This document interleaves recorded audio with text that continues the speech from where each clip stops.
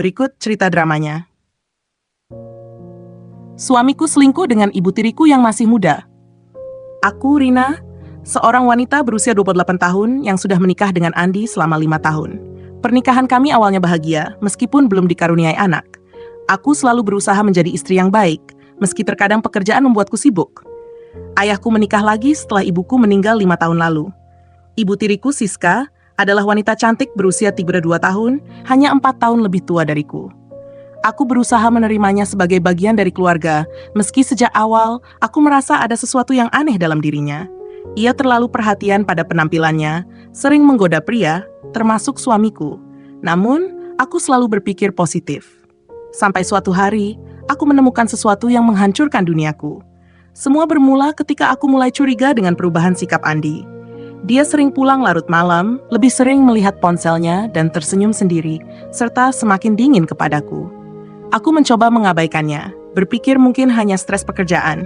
Namun, kecurigaanku semakin kuat saat aku menemukan parfum wanita di mobilnya. Bukan parfumnya, bukan juga milikku. Hatiku berdebar saat aku memutuskan untuk menyelidikinya. Aku mulai memperhatikan kebiasaannya, membaca pesan-pesan di ponselnya saat ia mandi, dan menemukan nama yang membuat tubuhku membeku. Siska. Pesan-pesan mereka penuh rayuan dan janji untuk bertemu. Ada foto-foto Siska yang berpakaian minim, ada pesan Andi yang mengatakan betapa ia tergila-gila padanya. Aku hampir tak bisa bernapas saat menyadari kenyataan ini. Suamiku selingkuh dengan ibu tiriku. Aku mencoba menenangkan diri dan mencari cara untuk mengungkap semuanya. Aku tak ingin hanya menuduh tanpa bukti lebih kuat.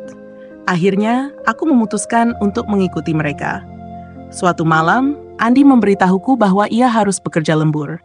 Aku berpura-pura percaya, lalu diam-diam mengikutinya. Benar saja, ia tidak menuju kantor, melainkan ke sebuah hotel mewah. Hatiku hancur saat melihatnya turun dari mobil, lalu beberapa menit kemudian, Siska datang dengan gaun seksi, senyum menggoda di wajahnya. Aku tak bisa menahan diri. Dengan tangan gemetar, aku mendekati mereka dan langsung menampar Siska di depan pintu hotel. "Kamu pengkhianat, kamu tidur dengan suamiku," teriakku. Wajah Siska berubah pucat, sementara Andi terbata-bata mencoba mencari alasan. "Rina, ini nggak seperti yang kamu pikirkan." "Diam, aku melihat semuanya. Kalian menghancurkan pernikahanku." Aku menangis, rasa sakit menusuk hatiku seperti pisau. Siska hanya tersenyum sinis. "Apa salahnya kalau suamimu lebih memilih aku?" katanya angkuh. Aku tak bisa lagi menahan amarah. Aku mencabut cincin pernikahanku dan melemparnya ke Andi. "Aku mencintaimu, Andi. Tapi ternyata kamu lebih memilih tidur dengan ibu tiriku." Aku muak. "Aku akan pergi dari hidupmu." Aku berbalik meninggalkan mereka, membawa luka yang begitu dalam. Malam itu, aku menangis sejadi-jadinya. Tetapi aku tahu satu hal. Aku tidak akan membiarkan diriku jatuh karena pengkhianatan mereka. Dan esoknya, aku mengajukan gugatan cerai. Aku memilih untuk tidak lagi berada di dalam hubungan yang penuh kebohongan. Aku tahu aku pantas mendapatkan yang lebih baik. Sementara itu, Siska dan Andi akhirnya hidup bersama, tetapi karma bekerja dengan caranya sendiri. Hubungan mereka tak bertahan lama.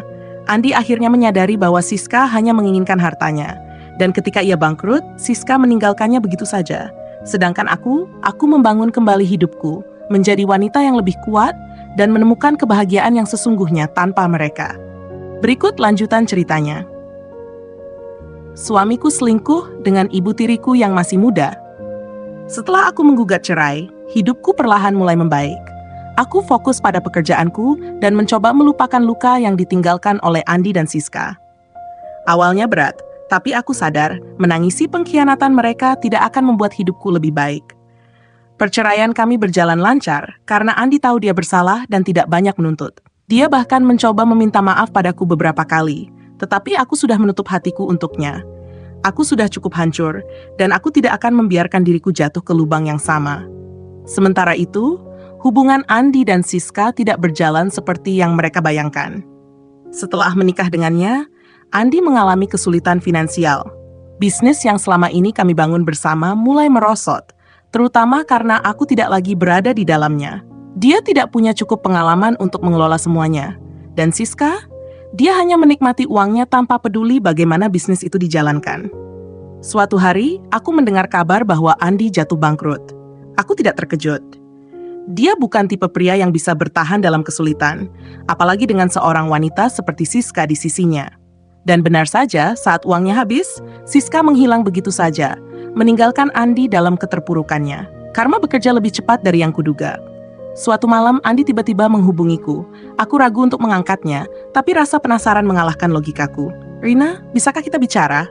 Suaranya terdengar lelah, berbeda jauh dari Andi yang dulu penuh percaya diri. "Ada apa lagi, Andi?" Tanyaku dingin. Aku menyesal. Aku bodoh telah mengkhianatimu. Siska meninggalkanku. Aku kehilangan segalanya. Aku hanya ingin meminta maaf. Aku terdiam sejenak. Dulu mungkin aku akan luluh, tapi tidak sekarang. Luka yang dia tinggalkan masih terasa, dan aku tidak mau membiarkan diriku jatuh ke dalam jebakan yang sama. "Aku sudah memaafkanmu, Andi. Tapi itu bukan berarti aku ingin kau kembali," jawabku tegas. "Aku mengerti." Suaranya terdengar putus asa. Aku mengakhiri panggilan itu tanpa sedikit pun keraguan. Bagiku, masa lalu tetaplah masa lalu. Aku sudah melangkah maju, dan tidak ada tempat lagi untuknya di hidupku. Beberapa bulan setelah itu, hidupku semakin membaik. Aku lebih bahagia, lebih mandiri, dan lebih percaya diri. Aku bahkan bertemu dengan seseorang yang jauh lebih baik, seseorang yang benar-benar menghargai dan mencintaiku tanpa pengkhianatan. Dan Andi, aku tidak tahu bagaimana nasibnya sekarang. Aku tidak peduli. Yang aku tahu, aku telah memenangkan hidupku kembali. Berikut kelanjutan ceritanya. Suamiku selingkuh dengan ibu tiriku yang masih muda. Lanjutan lagi. Setelah panggilan terakhir dengan Andi, aku benar-benar menutup lembaran lama. Hidupku semakin baik. Aku fokus pada karierku dan mulai membuka hati untuk kebahagiaan yang baru. Aku bahkan mulai dekat dengan seorang pria bernama Dika, yang kutemui dalam urusan bisnis. Dika berbeda dengan Andi. Dia dewasa, tenang, dan yang paling penting, dia tulus. Dia tahu tentang masa laluku dan tidak pernah menghakimiku. Bersamanya, aku merasa dihargai dan dicintai dengan cara yang tidak pernah aku rasakan sebelumnya. Namun, aku tidak menyangka bahwa bayangan masa lalu belum benar-benar pergi. Suatu hari, aku bertemu dengan Siska secara tak terduga di sebuah kafe. Dia tampak berantakan, tidak lagi terlihat seperti wanita anggun dan percaya diri seperti dulu. Wajahnya pucat, tubuhnya lebih kurus, dan matanya terlihat kosong. Aku sebenarnya malas berurusan dengannya, tapi sebelum aku bisa berbalik pergi, dia sudah memanggilku. "Rina, tunggu." Aku menghela napas. "Apa lagi?" Dia menatapku dengan mata berkaca-kaca. Aku minta maaf." Aku terkejut mendengarnya. Aku tidak pernah membayangkan Siska akan meminta maaf setelah semua yang dia lakukan. "Kamu meminta maaf setelah menghancurkan rumah tanggaku?" Tanyaku tajam. Dia menunduk. "Aku bodoh, Rina. Aku pikir aku bisa mendapatkan segalanya dengan cara yang mudah. Aku pikir Andi akan selalu bisa memberiku kehidupan yang nyaman. Tapi aku salah besar. Setelah dia bangkrut, hidupku berubah drastis. Aku harus berjuang sendiri, dan aku baru sadar karma itu nyata." Aku mengamatinya dengan perasaan campur aduk. Ada rasa kasihan, tapi juga kepuasan melihatnya menerima akibat dari perbuatannya. Aku tidak tahu harus berkata apa, Siska. Aku sudah move on. Aku sudah bahagia sekarang. Kataku jujur. Dia mengangguk pelan. "Aku mengerti. Aku hanya ingin kau tahu. Aku menyesal." Aku menghela napas panjang. "Aku sudah memaafkanmu, Siska. Tapi itu tidak berarti kita bisa kembali seperti dulu." Dia tersenyum kecil, lalu pergi tanpa berkata apa-apa lagi. Aku menatapnya berjalan menjauh, merasa lega. Itu mungkin pertemuan terakhir kami, dan aku puas karena akhirnya aku bisa benar-benar menutup masa lalu tanpa ada dendam. Kini, aku bisa fokus pada masa depan. Aku dan Dika semakin serius, dan aku siap membuka babak baru dalam hidupku, tanpa bayang-bayang pengkhianatan dan luka lama. Sementara itu Andi, aku tidak pernah mendengar kabarnya lagi. Aku tidak peduli. Yang aku tahu, aku telah memenangkan hidupku kembali. Berikut kelanjutan ceritanya dengan lebih banyak drama dan kejutan. Suamiku selingkuh dengan ibu tiriku yang masih muda. Lebih seru. Aku mengira semuanya sudah berakhir setelah pertemuanku dengan Siska. Aku pikir aku sudah benar-benar melangkah maju. Tapi ternyata masa lalu belum selesai mengusikku. Suatu malam, aku mendapat pesan dari nomor tak dikenal. "Rina, tolong aku. Aku takut." Pesan itu berasal dari Siska. Aku sempat ragu mengabaikannya, tapi kemudian pesan lain masuk. Aku tahu aku pantas menderita, tapi kali ini aku benar-benar dalam bahaya. Aku tidak punya siapa-siapa lagi. Hatiku berdebar. Aku tidak ingin terlibat lagi dengannya. Tapi ada sesuatu dalam pesannya yang membuatku merasakan firasat buruk. Akhirnya, dengan enggan, aku membalas. Apa yang terjadi? Tak lama dia mengirimkan lokasi, sebuah hotel kumuh di pinggiran kota. Aku bimbang. Tapi pada akhirnya, aku memutuskan pergi. Aku tidak bisa membiarkan seseorang yang pernah kukenal terjebak dalam bahaya, tak peduli seberapa besar luka yang pernah dia sebabkan. Saat tiba di hotel itu, aku melihat Siska duduk di sudut lobi dengan wajah ketakutan. Rambutnya berantakan, wajahnya penuh luka lebam. "Siska, apa yang terjadi?" tanyaku panik. Dia menatapku dengan mata penuh air mata. "Andi, dia berubah, Rina. Dia bukan Andi yang dulu." Jantungku mencelos. "Maksudmu?" Siska menelan ludah, lalu bercerita. Setelah bangkrut, Andi menjadi pria yang kasar. Dia sering marah-marah, minum alkohol setiap hari, dan bahkan mulai terlibat dengan orang-orang berbahaya. Dia meminjam uang dari rentenir, dan saat dia tak bisa membayar, dia menjual barang-barangku, bahkan mengancam akan menjual aku juga. Aku terkejut. Ini lebih buruk dari yang kubayangkan. "Tolong aku, Rina. Aku ingin lari, aku ingin pergi jauh dari Andi, tapi dia mengancam akan mencariku kemanapun aku pergi." Aku mengusap wajahku, mencoba berpikir jernih. "Kita harus lapor polisi." Siska menggeleng cepat. "Tidak. Kalau polisi terlibat, mereka bisa menyakitiku lebih dulu sebelum tertangkap. Aku butuh bantuanmu, kumohon." Aku menghela napas panjang. Aku seharusnya pergi, seharusnya tidak peduli. Tapi aku tidak bisa. Aku tahu betapa berbahayanya pria yang terdesak dan putus asa. Tanpa berpikir panjang, aku membawa Siska ke apartemenku. Malam itu kami bicara panjang lebar. Aku masih sulit mempercayai Siska sepenuhnya, tapi melihatnya ketakutan seperti itu, aku sadar dia sudah menerima karmanya. Namun, keesokan harinya, teror dimulai. Seseorang mengetuk pintu apartemenku dengan keras. "Rina, aku tahu Siskanya ada di dalam. Keluarkan dia, atau aku jebol pintunya." Itu suara Andi. Aku membeku. Aku tidak menyangka dia akan menemukan kami secepat ini. Siska gemetar di belakangku. "Dia di sini?" "Rina, aku takut."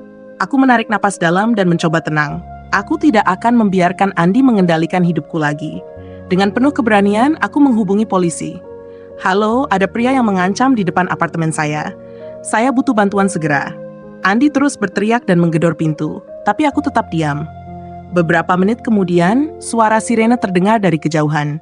Aku mengintip dari jendela dan melihat Andi panik, mencoba melarikan diri. Namun polisi lebih cepat. Mereka menangkapnya di tempat. Akhirnya, semuanya benar-benar berakhir. Setelah kejadian itu, Andi harus menghadapi konsekuensi dari semua perbuatannya. Siska, yang kini tidak lagi sombong dan angkuh, memilih pergi jauh dari kota ini untuk memulai hidup baru. Sedangkan aku kembali ke kehidupanku yang damai, kali ini tanpa beban masa lalu. Dan kali ini, aku benar-benar menang. Berikut kelanjutan cerita dengan lebih banyak kejutan dan ketegangan. Suamiku selingkuh dengan ibu tiriku yang masih muda, lanjutan lagi lebih menegangkan. Setelah polisi menangkap Andi, aku mengira hidupku akan kembali tenang. Aku kembali bekerja, menjalani hari-hariku seperti biasa, dan semakin dekat dengan Dika. Tapi entah mengapa, aku merasa ada sesuatu yang tidak beres. 3 hari setelah kejadian itu, aku mendapat pesan dari nomor tak dikenal. "Kau pikir semuanya sudah selesai? Ini baru permulaan." Jantungku berdegup kencang. Aku mencoba mengabaikannya, mengira itu hanya ancaman kosong. Tapi kemudian aku mulai merasa diawasi. Saat aku pulang kerja, aku melihat seseorang berdiri di depan apartemenku. Tapi ketika aku mendekat, sosok itu menghilang. Malamnya, aku mendengar suara aneh dari luar jendela, seperti ada yang mengawasi dari kejauhan. Aku mulai merasa tidak aman. Aku memutuskan menghubungi polisi untuk memastikan apakah Andi masih dalam tahanan. Betapa terkejutnya aku ketika mereka memberitahu bahwa Andi telah dibebaskan dengan jaminan. "Siska." Aku segera menghubungi Siska, dan saat dia mengangkat telepon, suaranya terdengar panik. "Rina, aku juga mendapat ancaman.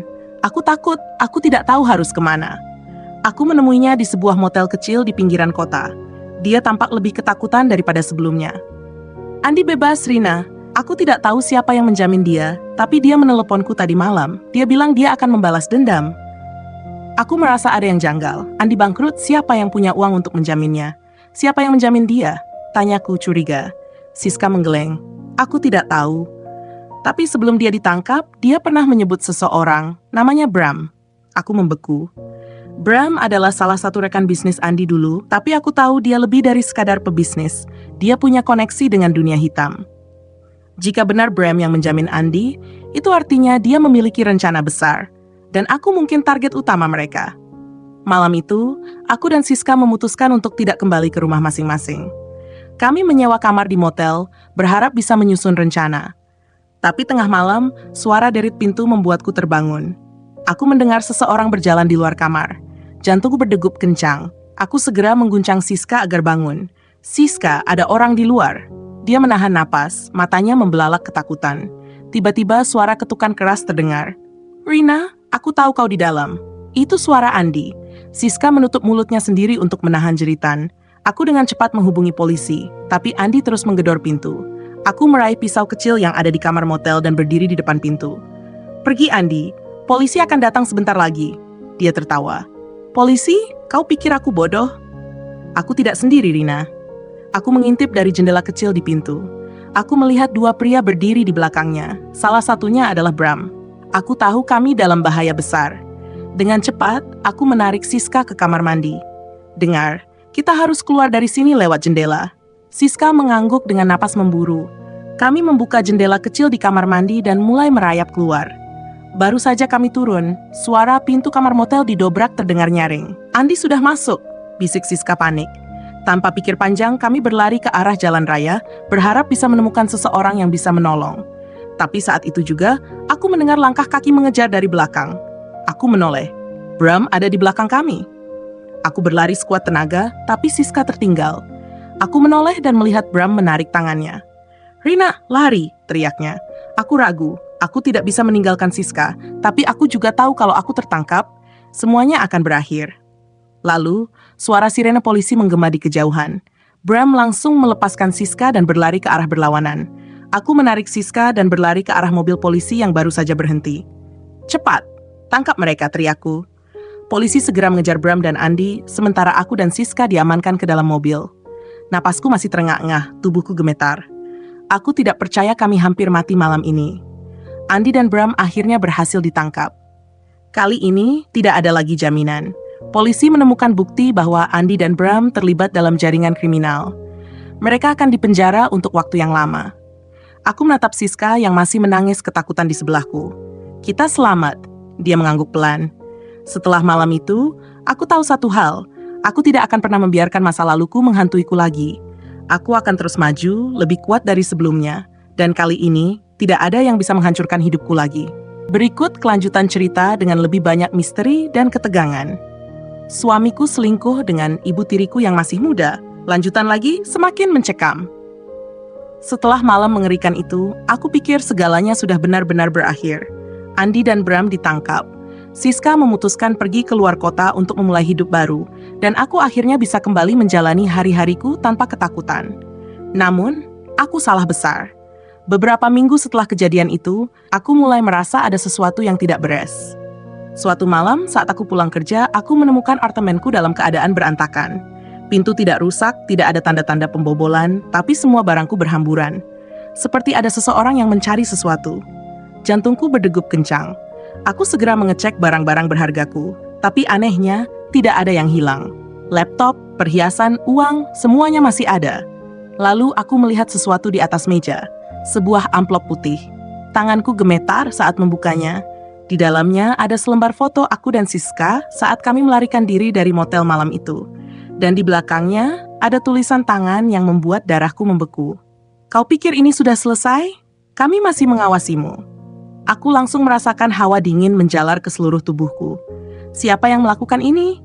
Andi dan Bram masih di penjara, bukan? Aku segera menghubungi polisi, tapi mereka tidak menemukan sidik jari atau tanda-tanda pembobolan.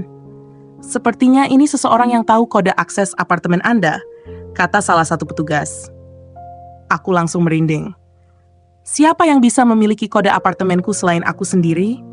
Tak ingin mengambil risiko, aku memutuskan pindah ke tempat lain. Aku meminta bantuan Dika untuk mencarikan tempat tinggal baru yang lebih aman, bahkan memasang kamera pengawas di setiap sudut ruangan. Aku pikir itu akan cukup. Tapi aku salah. Suatu malam aku mendapat pesan dari nomor tak dikenal. Jangan kira kau bisa lari. Aku masih di sini. Pesan itu disertai dengan foto. Aku di dalam apartemen baruku, diambil dari luar jendela. Aku menahan napas. Seseorang mengawasiku. Seseorang tahu di mana aku tinggal. Aku segera menarik gorden dan meraih ponselku untuk menelepon polisi. Namun sebelum aku bisa menekan nomor darurat, ponselku tiba-tiba mati. Layarnya gelap, seolah-olah seseorang telah meretasnya. Panik, aku berlari ke dapur meraih pisau dan bersembunyi di balik meja. Aku mencoba menenangkan napasku mendengarkan setiap suara yang ada. Lalu aku mendengar sesuatu. Tok, tok, tok, ketukan di jendela. Aku hampir menjerit. Dengan tangan gemetar, aku mengintip dari celah gorden. Seseorang berdiri di luar jendela, mengenakan hoodie hitam, wajahnya tidak terlihat. Aku mundur perlahan, berharap dia tidak menyadari bahwa aku melihatnya. Namun tiba-tiba, aku mendengar suara notifikasi di ponsel cadanganku yang tersambung ke kamera pengawas. Sebuah pesan masuk. Kau terlihat ketakutan? Bagus. Aku langsung sadar, orang itu punya akses ke kameraku. Aku tidak berpikir dua kali. Aku berlari keluar dari apartemen, menuju mobilku, dan segera melaju tanpa tujuan. Aku tidak tahu siapa yang menerorku, tapi aku tahu satu hal. Aku tidak aman di sini. Aku hanya bisa berharap semua ini segera berakhir. Tapi jauh di dalam hatiku, aku tahu.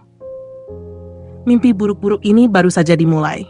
Berikut kelanjutan cerita yang semakin menegangkan. Suamiku selingkuh dengan ibu tiriku yang masih muda, semakin misterius. Aku terus mengemudi tanpa arah. Napasku masih terengah-engah, pikiranku dipenuhi ketakutan. Seseorang menerorku. Seseorang mengetahui di mana aku tinggal. Seseorang bahkan memiliki akses ke kameraku. Tapi siapa? Andi dan Bram masih di penjara. Siska sudah pergi ke luar kota. Lalu siapa yang sedang bermain dengan hidupku sekarang?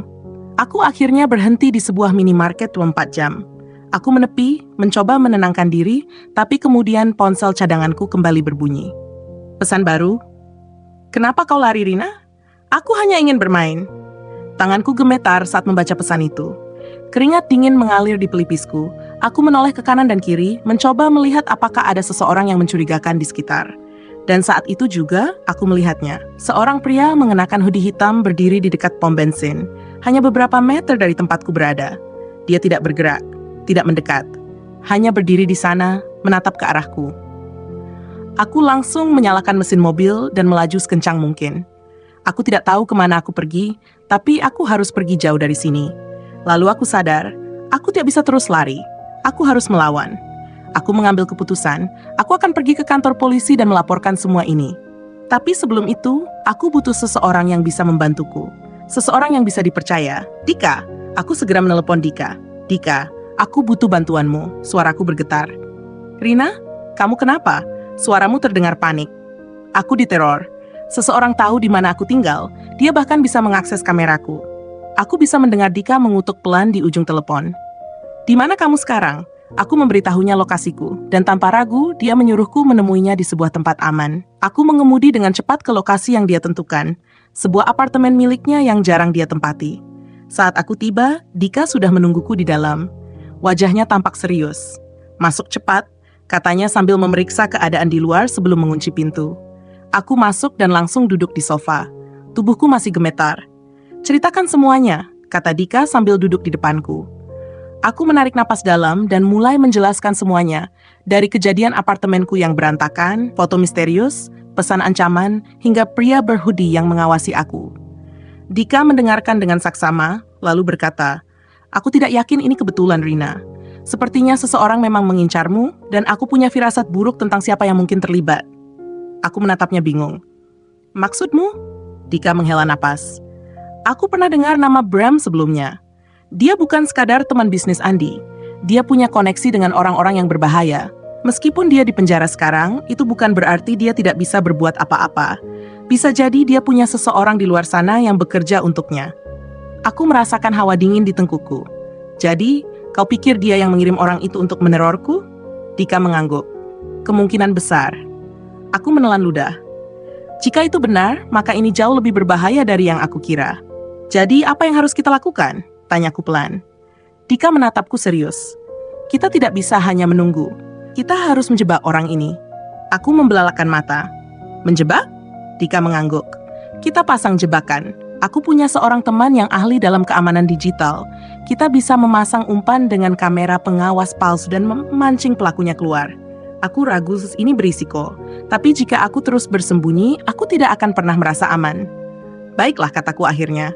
"Kita lakukan." Malam itu, kami mulai merancang rencana. Dika memasang kamera palsu di apartemen lamaku, sementara temannya, seorang hacker bernama Rino, mulai melacak sumber pesan yang aku terima. 2 hari kemudian, kami mendapatkan sesuatu. Pesan baru muncul di ponselku. Kau pikir kau bisa bersembunyi dariku? Aku selalu melihatmu. Tapi kali ini, Reno sudah siap. Dia berhasil melacak lokasi pengirim pesan itu. Aku menahan napas saat dia membaca hasil pelacakan. Kita dapat lokasinya, kata Reno. Sumbernya berasal dari sebuah gudang kosong di pinggiran kota. Jantungku berdegup kencang. Dika menatapku. Jika kita ingin tahu siapa yang ada di balik semua ini, kita harus ke sana. Aku tahu ini gila. Tapi aku juga tahu ini satu-satunya cara untuk mengakhiri semua ini. Aku mengangguk. Ayo kita bereskan ini. Tanpa tahu bahwa apa yang akan kami temukan di sana akan jauh lebih mengerikan dari yang pernah aku bayangkan. Berikut kelanjutan cerita yang semakin mencekam dan penuh kejutan. Suamiku selingkuh dengan ibu tiriku yang masih muda. Teror sebenarnya dimulai. Aku duduk di kursi penumpang, jantungku berdegup kencang seiring mobil Dika melaju menuju lokasi yang Reno lacak. Sebuah gudang tua di pinggiran kota. Pikiranku dipenuhi berbagai kemungkinan. Siapa yang sebenarnya menerorku? Apa Bram masih mengendalikan semuanya dari dalam penjara? Ataukah ada orang lain yang bermain di balik layar? Dika menoleh ke arahku. Kau yakin mau melakukan ini? Aku menggenggam tanganku erat. Aku tidak bisa terus hidup dalam ketakutan, Dika. Aku harus tahu siapa yang ada di balik semua ini. Dia mengangguk dan mempercepat laju mobil. Ketika kami tiba di gudang tua itu, suasana terasa mencekam. Bangunan reyot itu terlihat sudah lama ditinggalkan. Jendela-jendela kacanya pecah dan catnya mengelupas. Tidak ada tanda-tanda kehidupan. Tapi aku tahu, seseorang ada di dalam. Dika mematikan mesin mobil dan menatapku. Tetap di belakangku. Jika ada sesuatu yang mencurigakan, kita keluar dari sini. Aku mengangguk. Dengan hati-hati, kami berjalan ke arah pintu besi besar yang sedikit terbuka. Dika mendorongnya perlahan, menimbulkan suara desitan nyaring yang menggema di dalam gudang. Langkah kami menggema di lantai beton yang dipenuhi debu. Cahaya bulan menyelinap masuk melalui celah-celah atap yang berlubang, menciptakan bayangan-bayangan aneh di sekitar kami. Lalu kami melihatnya. Di tengah ruangan, ada sebuah kursi dengan seseorang yang duduk membelakangi kami. Aku menahan napas. Dika memberi isyarat agar aku tetap diam. Dengan hati-hati, dia berjalan mendekati sosok itu, sementara aku mengikutinya dari belakang. Ketika kami semakin dekat, aku menyadari sesuatu. Orang itu tidak bergerak. Dika mengangkat tangan, lalu dengan cepat menyentuh bahu orang itu. Tubuh itu jatuh ke lantai, membuatku menjerit tertahan. Itu adalah boneka manekin, dan di lehernya ada selembar kertas bertuliskan, "Aku tahu kau akan datang. Selamat datang dalam permainan." Dika meraih kertas itu dengan rahang mengatup rapat. Sial, ini jebakan. Tiba-tiba, pintu gudang tertutup dengan keras. Aku tersentak dan berbalik. Seseorang telah mengunci kami di dalam. Dika meraih ponselnya, tapi sinyal menghilang. Sial, mereka sudah merencanakan ini. Aku melangkah mundur, napasku semakin cepat. Dika, kita harus keluar dari sini. Lalu aku mendengar suara itu. Akhirnya kau datang, Rina. Sebuah suara laki-laki yang familiar menggema di dalam gudang. Aku menelan ludah. Siapa itu? Dari sudut ruangan yang gelap, seseorang muncul. Aku terperanjat. Itu adalah Andi. Bagaimana bisa? Dia seharusnya masih di penjara. Dika langsung berdiri di depanku, melindungiku. Apa yang kau inginkan, Andi? Andi tertawa kecil, langkahnya santai. Kau pikir aku akan diam saja setelah kalian menghancurkan hidupku? Matanya menatapku penuh kebencian. Aku kehilangan segalanya karena kau, Rina. Aku menggeleng, tak percaya. Bukan aku yang menghancurkan hidupmu, Andi. Kau yang mengkhianati aku. Kau yang bermain dengan ibu tiriku sendiri.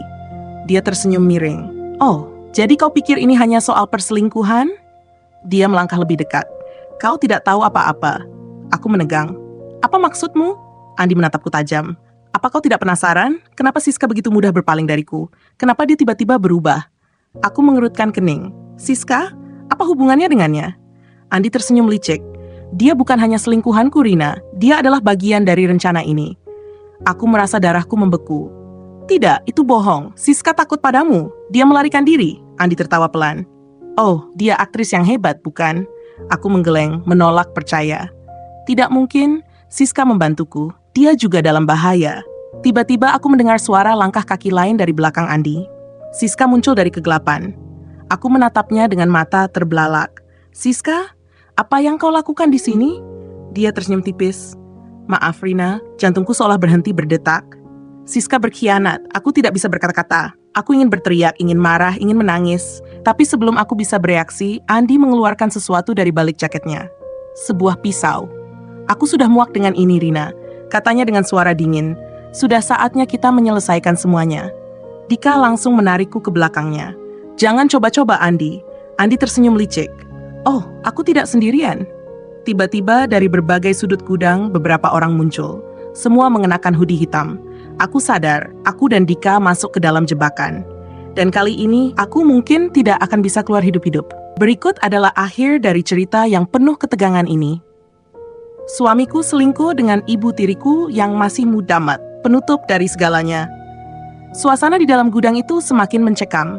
Andi berdiri dengan pisau di tangan, dikelilingi oleh beberapa orang yang mengenakan hoodie hitam. Mereka semua menatap kami dengan tatapan penuh ancaman, membuatku merasa terpojok dan tak berdaya. Dika berdiri di depanku, menatap Andi dengan mata penuh tekad. Jangan coba-coba, Andi. Kau tidak akan menang kali ini. Andi tertawa pelan. Kalian memang bodoh ya? Kau pikir aku tidak tahu setiap langkah kalian? Setiap gerakan, semua ini sudah direncanakan sejak awal. Siska berdiri di samping Andi, matanya kosong, tak ada sedikit pun penyesalan. Aku sudah tidak bisa bertahan lagi, Rina. Aku sudah terjebak. Kata-kata Siska itu membuatku semakin hancur. Siska yang aku anggap sahabat, ternyata hanya bagian dari permainan Andi. Andi melangkah maju, mendekatkan pisau itu ke arahku. Kalian berdua memang terlalu naif. Aku sudah mengatur semuanya, semua ini untukku. Dika mencoba bergerak maju, tapi salah satu pria berhoodie hitam mencegatnya. Tidak ada gunanya melawan, Dika. Kami sudah menyiapkan segalanya. Tiba-tiba suara sirene terdengar keras dari luar. Polisi. Andi memalingkan wajahnya, bingung. Siska juga tampak terkejut. Namun, sebelum mereka sempat bereaksi, pintu gudang terbuka dengan keras, dan beberapa polisi menerobos masuk, diikuti oleh Rene, teman Dika yang ahli dalam teknologi. Lepaskan mereka, perintah seorang polisi dengan suara tegas. Andi dan anak buahnya mencoba melawan, tapi para polisi sudah siap. Dengan sigap, mereka menangkap Andi dan pengikut-pengikutnya. Siska tampak terkejut dan hampir tidak percaya. Dika berlari ke arahku, memelukku erat. Kau aman, Rina. Kau aman. Aku terisak di pelukan Dika, merasa seolah-olah bebanku terangkat. Tapi meskipun Andi dan pengikutnya ditangkap, hati ini masih terasa berat. Aku kehilangan Siska. Ketika polisi menahan Andi dan Siska, aku menatapnya dengan tatapan penuh tanya. Kenapa, Siska? Kenapa kau lakukan ini? Siska menunduk, wajahnya kosong. Aku tidak tahu lagi apa yang harus kulakukan, Rina. Aku terperangkap dalam permainan Andi. Dia mengancamku, dan aku tidak bisa melawan. Aku merasa kasihan padanya, tapi juga marah. Kau bisa keluar dari semua ini, Siska. Kau bisa jadi lebih kuat dari ini. Tapi kau memilih jalan yang salah. Siska hanya menunduk. Aku tidak punya pilihan. Aku terdiam mencoba menerima kenyataan pahit ini. Tapi aku tahu satu hal. Aku harus melanjutkan hidupku, meskipun itu berarti harus melepaskan semua yang pernah aku percayai. Setelah semua berakhir, aku kembali ke rumah baru yang jauh lebih aman. Aku memulai hidupku lagi, meninggalkan masa lalu yang kelam, mencoba untuk sembuh dari semua luka yang tertinggal. Dika tetap ada di sampingku, sebagai sahabat dan pelindung yang setia. Dia membantu aku untuk membuka lembaran baru, membiarkanku belajar untuk tidak terlalu mempercayai orang dengan mudah. Namun, meskipun hidupku mulai kembali berjalan dengan normal, aku tahu bahwa apa yang aku alami akan selalu membekas di hati. Andi dan Siska mungkin sudah pergi, tapi dunia ini penuh dengan kejutan. Siapa tahu apa yang akan datang di masa depan? Namun, satu hal yang aku pelajari. Ketika dunia seakan hancur di depan mata, hanya diri sendiri yang bisa bangkit dan melawan. Tentu, berikut adalah beberapa pesan motivasi yang bisa diambil dari cerita di atas. 1. Jangan biarkan ketakutan mengendalikan hidupmu. Rina, meskipun dihantui oleh teror yang mengerikan dan berhadapan dengan pengkhianatan, dia tetap memilih untuk melawan dan tidak lari dari masalah. Setiap orang pasti punya ketakutan, tapi yang membedakan kita adalah bagaimana kita menghadapi ketakutan itu. Jangan biarkan rasa takut menghentikan langkahmu, teruslah maju meskipun jalan yang kamu hadapi penuh tantangan. 2. Kepercayaan itu berharga, tetapi jangan takut untuk mengambil langkah keras. Dalam cerita ini, Rina banyak sekali dikhianati, terutama oleh orang-orang yang sangat dia percayai. Namun, pada akhirnya, dia memutuskan untuk mengambil langkah besar, meski itu sulit dan penuh risiko demi kebaikannya sendiri. Hidup memang seringkali mengajarkan kita untuk lebih berhati-hati dalam mempercayakan sesuatu, tetapi kadang kita harus berani menghadapinya untuk menemukan kedamaian dan kebebasan. 3. Selalu ada harapan, bahkan ketika semua tampak gelap. Meskipun Rina merasa terjebak dalam situasi yang penuh ancaman, dia tidak menyerah. Pola pikir positif dan kemauan untuk bangkit dari keterpurukan membawanya ke titik di mana dia bisa melihat cahaya di ujung terowongan. Setiap kali kamu merasa kehilangan arah, ingatlah bahwa harapan selalu ada, bahkan dalam kegelapan yang paling pekat sekalipun. 4. Bertumbuh dari pengalaman pahit. Setiap pengalaman pahit adalah guru yang berharga. Rina mungkin merasa dihancurkan oleh pengkhianatan, namun dia akhirnya belajar untuk bangkit dan lebih bijaksana dalam menjalani hidup. Jangan biarkan kegagalan atau kesakitanmu mendefinisikan siapa dirimu. Jadikan itu sebagai bahan bakar untuk menjadi pribadi yang lebih kuat dan lebih bijak. 5. Pentingnya memiliki dukungan. Dalam cerita ini, Dika selalu ada untuk Rina, bahkan saat semuanya terasa hampir mustahil. Memiliki orang yang peduli dan mendukung kita sangatlah penting dalam menghadapi cobaan hidup. Jangan pernah takut untuk mencari dukungan dan berbagi bebanmu dengan orang-orang yang bisa kamu percayai. Kita tidak perlu berjuang sendirian. 6. Kekuatan untuk memaafkan diri sendiri. Siska, meskipun terjebak dalam situasi yang penuh tekanan, akhirnya sadar akan kesalahannya. Meskipun pengkhianatan itu berat, kadang kita harus memaafkan diri kita sendiri untuk bisa terus melangkah maju. Jangan terlalu keras pada diri sendiri jika kamu pernah membuat kesalahan. Yang penting adalah bagaimana kita belajar dan berusaha menjadi lebih baik ke depannya. 7. Tidak ada yang tidak bisa diubah. Rina memilih untuk melanjutkan hidupnya. Meskipun dia kehilangan banyak hal, keputusan itu menunjukkan bahwa tidak ada situasi yang terlalu gelap untuk bisa diubah. Hidup terus berjalan, dan meskipun banyak yang hilang, kita selalu punya kesempatan untuk menciptakan kembali hidup yang lebih baik dan lebih penuh arti. 8. Berkembang setiap hari meski dengan langkah kecil. Kadang perubahan besar dimulai dengan langkah kecil. Rina mungkin tidak langsung merasa bebas dari rasa takut atau trauma, namun setiap langkahnya menuju penyembuhan adalah kemajuan yang berarti. Jangan terlalu terburu-buru dalam proses. Setiap langkah kecil yang kamu ambil untuk maju akan membawa kamu lebih dekat ke tujuan hidup yang lebih baik. Setiap tantangan yang dihadapi Rina mengajarkan kita bahwa meskipun hidup bisa sangat tidak terduga dan penuh dengan pengkhianatan, kita selalu memiliki pilihan untuk bangkit, berjuang, dan terus melangkah ke depan. Jangan biarkan masa lalu atau rasa takut menghalangi masa depanmu. Kamu punya kekuatan untuk menciptakan hidup yang lebih baik, apapun yang terjadi. Tentu, berikut adalah beberapa tambahan motivasi yang bisa memberi semangat lebih. 1. Kekuatan terbesar datang ketika kamu bangkit dari kejatuhan. Dalam cerita ini, Rina harus menghadapi kenyataan pahit dari orang-orang yang dia percayai. Namun, meskipun dia jatuh, dia tidak menyerah. Setiap kali kamu jatuh, itu bukan akhir dari perjalananmu. Justru, itu adalah kesempatan untuk membuktikan pada diri sendiri seberapa kuat kamu bisa bangkit. Keberanian sejati datang saat kita memilih untuk melanjutkan, meskipun segala sesuatu tampak hancur. Percaya pada diri sendiri, walaupun dunia menyerangmu. Rina menghadapi banyak rintangan dan pengkhianatan dalam hidupnya. Namun, dia tidak membiarkan itu menghancurkan rasa percaya dirinya. Kadang dunia akan mencoba menjatuhkanmu, tapi satu hal yang harus kamu ingat adalah, kekuatan terbesar datang dari dalam dirimu sendiri.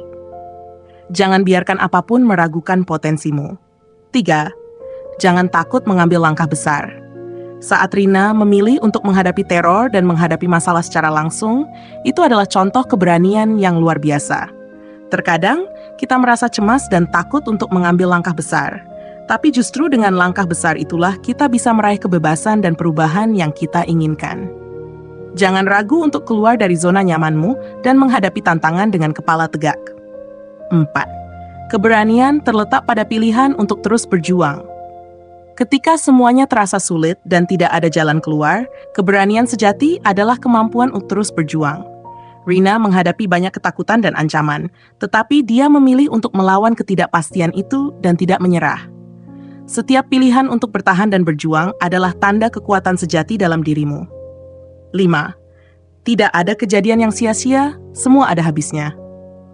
Meskipun banyak hal yang hilang dalam hidup Rina, kepercayaan, hubungan, dan rasa aman, dia belajar bahwa setiap pengalaman, baik itu pahit atau manis, membawa pelajaran berharga. Jangan pernah merasa bahwa perjuanganmu sia-sia.